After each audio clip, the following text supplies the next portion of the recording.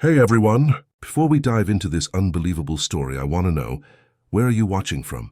Drop your country or city in the comments. And don't forget to like, subscribe, and share this video, because what you're about to hear will leave you speechless.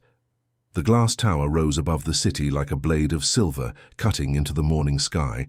Inside, the lobby buzzed with the nervous energy of applicants, suits too tight, resumes clutched like lifelines, fake smiles plastered on faces. And then she walked in, Amara Johnson, 18, black, quiet. Her sneakers squeaked against the marble floor as she followed her mother, Lillian Johnson, a janitor at the same company. Lillian's hair was tucked under a faded blue cap. Her uniform still smelling faintly of cleaning chemicals. She wasn't supposed to be here, but fate, as always, had other plans. Amara. "Stay close," her mother whispered, glancing around. "Just wait in the corner while I finish up, okay? I don't want you getting in trouble." Amara nodded, her large brown eyes scanning the enormous hall. Gold-lettered plaques read, "Zheng Global Enterprises, one of the most powerful trading companies in the world." Her mother worked the night shift here, mopping floors while executives in suits discussed billion-dollar deals. But this morning, the place was different. Banners hung from the ceiling.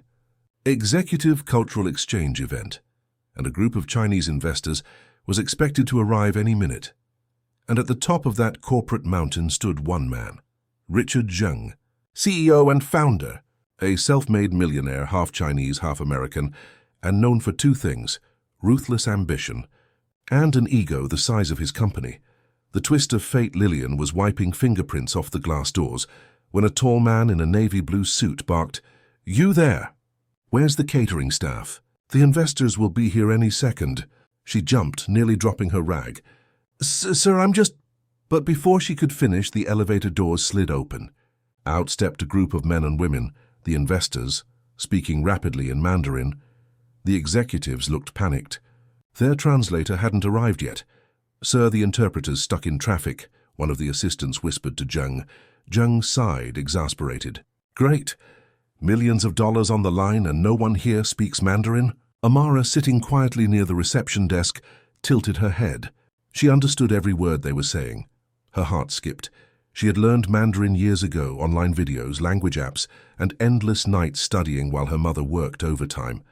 Why? Because she loved languages. Because she wanted to travel. Because she believed words could open doors, but right now, she wasn't sure if she should speak. When laughter turns cruel, Richard Zheng turned toward the janitor, Lillian, still standing nervously with her rag in hand. "Hey, you," he said sharply. "You've been here a while, right? You see everything that goes on in this building, huh?" Lillian froze. "Yes, sir. I clean the offices," he smirked. "Good. Maybe you can mop up after my investors, too." The other executives laughed. Lillian's face flushed red, but she forced a smile. Then Zheng noticed Amara sitting nearby. "Who's that?" "Your daughter?" "Yes, sir," he chuckled. "Cute. Tell you what, if your daughter can translate Mandarin for me, I'll give you my job." The room erupted in laughter. Cameras clicked. Assistants smirked. It was a cruel joke, a rich man's entertainment before the meeting. But Amara didn't smile. She stood up. Her voice was calm, steady, but it carried like thunder across the room. "Ni yao wo fan yi shen me? What would you like me to translate?" The laughter stopped. Every head turned. Even the investors looked stunned. Silence that cut deeper than words. Zheng blinked, his smirk fading. "What did you just say?" Amara repeated it slower this time, her Mandarin precise, fluent, and confident. The investors immediately perked up, exchanging surprised glances. One of them, a gray-haired man in a tailored suit, said something rapidly in Chinese. Without missing a beat, Amara translated. "He says he appreciates your hospitality, but wants to discuss the terms of the shipping contract before lunch." Gasps filled the room. Her tone, her rhythm, even the polite formal structure, flawless. Zheng looked speechless. The executives whispered among themselves. Lillian, still holding her rag, stood frozen, tears welling in her eyes. From mockery to respect within seconds, the atmosphere shifted. Amara stepped forward, translating effortlessly between the two sides. The investors smiled, impressed. They nodded approvingly as she relayed complex trade terms, percentages, and logistics. like she'd done it 1,000 times. Jung could only watch. And for the first time that morning, the millionaire wasn't laughing. When the meeting ended, the investors shook Amara's hand before anyone else's. They even took photos with her. As they left, one of them turned to Jung and said something softly in Mandarin. Amara translated, her voice barely hiding a smile. He said, "Your company is lucky to have someone so intelligent under its roof." Jung's jaw tightened. The irony hit him like a punch. The janitor's daughter had just saved his $1 million deal. But this was only the beginning. As the crowd dispersed, Jung called out, "Wait!" Amara turned. He studied her carefully. "Who taught you to speak Mandarin like that?" Amara smiled faintly. "No one. I taught myself." The man's expression darkened, admiration mixed with something else, ego, confusion, threat, because what he saw standing before him wasn't just a girl who knew a language. It was proof that talent can come from anywhere, even from a janitor's home in the city's poorest neighborhood. And Jung wasn't the kind of man who liked being proven wrong. He forced a smile. "Impressive. Maybe we'll find a use for you around here." But as Amara and her mother walked out of the room, both could feel it, the tension in his tone. This wasn't the end of the story. It was the start of something bigger, something dangerous, something that would test how far a mother's love and a daughter's brilliance could go in a world built to silence them. The morning sunlight slipped through the broken blinds of their small apartment, painting faint golden lines across the cracked wall. Amara sat by the window, her laptop open, eyes locked on Chinese news sites and business articles. While other teenagers wasted hours scrolling through social media, she spent her nights studying languages, training her mind like a sword. Her mother, Lillian, moved quietly behind her, setting a chipped plate of toast on the table. "You should eat something before you head out," she said softly. Amara looked up, smiled, and nodded. Lillian's eyes lingered on her daughter with pride and worry mixed together. Pride because she had seen her baby girl silence a room full of millionaires. Worry because the man she had embarrassed, Richard Jung, was not the forgiving kind. At exactly 9:03 a.m., Amara's phone rang.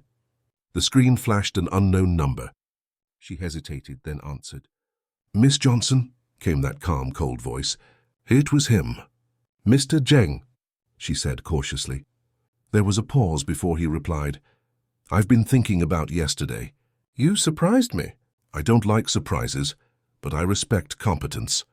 Come to my office. Noon sharp." And just like that, the line went dead. No explanation. No, please. Just a command. Amara's heart pounded as she looked at her mother. "He wants to see me," she whispered. Lillian's face tightened. "Amara, I don't trust that man. He's the kind who smiles while he sharpens a knife." Amara hesitated, then said quietly, "Maybe this is my chance." The top floor of Jung Global Enterprises felt like another planet. The glass walls framed the skyline like a painting, the city buzzing far below. Jen stood near the window when Amara entered, holding a cup of tea. He didn't turn to look at her. "You were late by 30 seconds, he said, voice low and precise. Amara glanced at the clock. The elevator stopped on every floor. Only then did he turn, his face unreadable. "Sit," she obeyed. He studied her for a long time, the silence heavy. "You embarrassed me yesterday," he said finally. Amara's breath caught, but before she could speak, he continued. "But you also impressed people who are very difficult to impress. That makes you valuable." He set his cup down and leaned forward. "I'm offering you a position, junior interpreter. You'll assist on select projects. $35,000 a year." Amara blinked, surprised. "That's generous." He gave a faint smile that didn't reach his eyes. "It's business. We reward usefulness here." The way he said usefulness made it sound more like a warning than a compliment. In the weeks that followed, Amara proved her worth again and again. She translated contracts with precision, guided meetings, and even corrected senior executives' cultural mistakes. Whispers spread through the building. The janitor's daughter now works for Jung. Some admired her. Others mocked.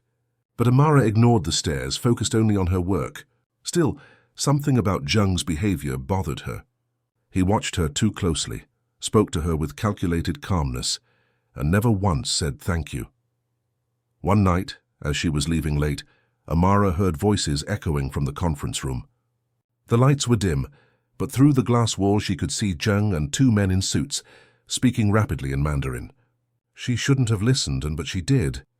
And what she heard made her blood run cold. They were discussing shipment records, hidden contracts, and forged documentation. The words were clear. Zheng was cheating investors, laundering money through fake deals. Her heart raced as she stepped back quietly. But her phone, tucked in her bag, buzzed with a message at the worst possible moment. The vibration echoed in the silent corridor. Zheng's head snapped up. "Their eyes met, Amara," he said slowly, walking toward her. His tone was calm, but there was something dangerous beneath it. I was just leaving," she stammered. He stopped in front of her, his gaze sharp. "You speak Mandarin," he said softly. "You understood what we were saying, didn't you?" She didn't answer, but the silence told him everything. He gave a quiet laugh, the kind that chills your spine. "Curiosity is a dangerous thing, Miss Johnson, especially when you don't know who you're dealing with." She took a step back, but her voice didn't shake. "I'm not stupid, Mr. Zheng. Whatever you're doing, it's illegal." He raised an eyebrow. "Illegal is such a flexible word. And let's be honest, who would believe you? A janitor's daughter accusing a corporation?" The arrogance in his tone made her jaw tighten. "Then I'll make them believe me," she said. Zheng smiled coldly, stepping closer. "I offered you a gift, Amara. Don't turn it into a curse. Walk away, keep your mouth shut, and you'll have a future here." Then, without another word, he turned and walked back into the conference room, his reflection vanishing behind the glass like a ghost. Amara stood frozen in the empty hall, her heart pounding. She knew right then she had uncovered something that could destroy him, but speaking up could destroy her too. That night, back in their tiny apartment, Amara sat in silence while rain pattered against the window. Her mother watched her closely. "What happened?" she asked quietly. Amara hesitated before telling her everything. Every word, every threat, every secret. When she finished, Lillian's hands trembled. "You can't fight a man like that, baby. He's powerful. He'll crush you." Amara looked at her mother, eyes steady. "Then I'll make sure he can't." Lillian swallowed hard, then nodded slowly. "Whatever happens, we face it together." Outside, thunder rolled across the city. Inside, two women, a mother and a daughter, sat together, silent but unbroken. Amara stared at the skyline glowing in the distance, the same tower where her future was being decided by lies. She knew Zheng wasn't done with her, but neither was she done with him. The storm was coming, and this time it would not find her afraid. It would find her ready. The next few days felt heavier than usual. Every step Amara took inside Zheng Global was shadowed by whispers. Every time she passed a hallway, someone stopped talking. It was as if the walls themselves knew what she had overheard. Zheng didn't mention that night. He smiled when he saw her, gave her tasks as usual, spoke in the same calm tone. But there was something in his eyes that hadn't been there before. Cold, calculating, watching. Amara played along. She smiled when spoken to, translated documents and sat through meetings. But every night after work she went home and began to build her defense, quietly, carefully. She knew if she went to the police without proof, Zheng would bury her story before it ever reached daylight. So she started gathering evidence. She saved documents she translated, took screenshots, even used her phone to record fragments of conversations in Mandarin. For weeks she played a dangerous game, smiling in daylight, collecting the truth in the dark. Lillian grew restless. "You're walking on fire, baby," she warned one night, pacing their small kitchen. "If he finds out, he won't stop at words." Amara looked up from her laptop, calm but determined. "If I don't do this, he wins. And he'll keep doing it to others." Her mother sighed, defeated by her daughter's courage. "Then if you're going to fight," she said quietly, "fight smart." Zheng was preparing for a new deal, the biggest one of his career, a merger with an overseas corporation that would double his company's value overnight. The signing ceremony was set for Friday morning, a grand event with media, investors, and government officials. Amara knew that was the perfect time. If she exposed him then, when every camera was on him, he wouldn't be able to hide behind his empire. On Thursday night, Amara barely slept. She reviewed her recordings, her notes, her translations, all lined up, perfectly timed. Every document proved one thing.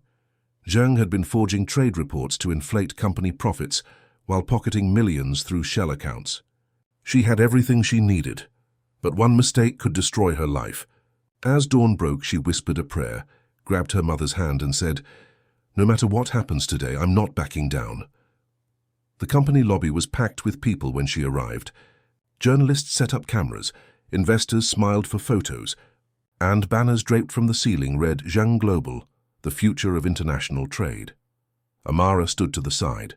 Her ID badge clipped neatly, her heart pounding so hard she could hear it in her ears. Zhang entered moments later, surrounded by bodyguards and assistants. He wore a perfect smile, waving to the cameras like a man who owned the world. When his eyes met Amara's across the room, his smile sharpened, not warm, not kind, just sharp. The event began. Speeches, applause, photographs. Then the final presentation, the signing ceremony started. Zhang took the stage, switching effortlessly between English and Mandarin. He bragged about cultural unity, transparency, and trust. Amara stood behind him, assigned to assist with the Mandarin translations for the foreign investors. Irony burned in her chest as she translated his lies word for word. When he finished, the crowd erupted in applause. He turned to the investors and said smoothly, "And now our young interpreter will confirm the final agreement." He handed her a microphone. Everyone watched. Amara looked out over the sea of faces, her mother at the back, hands clasped tightly, eyes filled with fear and hope. Then Amara took a slow breath. "Ladies and gentlemen," she began, her voice calm but steady, "before this deal is signed, there's something you need to know." The room fell silent. Cameras turned. Zhang froze. "Miss Johnson," he said sharply, "this is not the time." But she kept speaking, louder this time, her Mandarin clear and flawless. She translated her own words as she went, switching between English and Chinese with perfect rhythm. "For months, this company has falsified financial data. The documents you see, these contracts, they are not what they appear to be." She pulled out a small USB drive from her pocket and held it up. "I have proof. Proof of money laundering, proof of deceit, and proof that this merger is based on fraud." Gasps echoed across the hall. The investors murmured to each other in Mandarin, shocked and angry. Zhang's face went pale, then red with rage. "That's enough," he snapped. "Security." But before he could finish, one of the investors, the same grey-haired man who had praised Amara weeks earlier, stood up and said in Mandarin, "Show us." Amara walked to the projector, plugged in the drive and played the files. Screens across the room flickered with spreadsheets, recordings, and translation logs. Zhang's own voice filled the room, clear, undeniable, discussing the fake numbers and offshore accounts. The proof was unbreakable. The room erupted in chaos. Reporters shouted, cameras flashed, investors stormed out. Zhang lunged toward her, but security stepped between them, uncertain now whom to protect. The grey-haired investor turned to Zhang and said coldly, "You are finished." Amara stood tall, breath shaking, hands trembling but strong. Zhang's empire was collapsing before her eyes, not with violence but with truth. As police officers entered minutes later, escorting him away, he turned once toward her, fury burning in his gaze. "You think this makes you powerful?" he hissed. "You'll never belong here." Amara met his eyes calmly.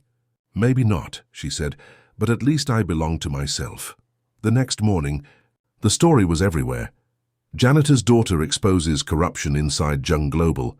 News anchors replayed her speech, calling her fearless, brilliant, unstoppable. The investors reached out, offering her scholarships and translation positions. One even sent her a message in Chinese.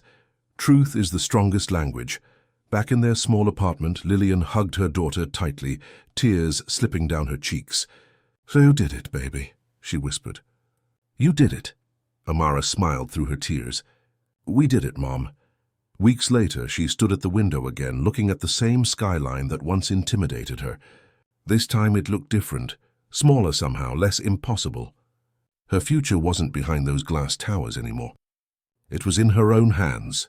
She picked up her laptop, opened a blank page, and began drafting the first plans for her own company, a translation and culture consultancy built on honesty and opportunity for people like her, the ones the world ignored. Outside, the city lights flickered to life. Inside, Amara's dream did too. The same girl they laughed at had become the story they could never silence.